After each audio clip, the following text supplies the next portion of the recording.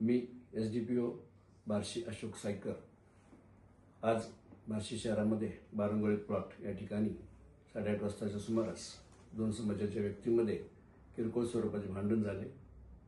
त्यामध्ये बार्शी शहर पोलीस ठाणे येथे गुन्हा दाखल करण्यात आला असून 4 आरोपींना अटक करण्यात आलेली आहे व इतर आणखी 4 आरोपी पाहिजे आरोपी आहेत त्यांचा शोध घेऊन त्यांनाही तात्काळ अटक करण्यात येत आहे।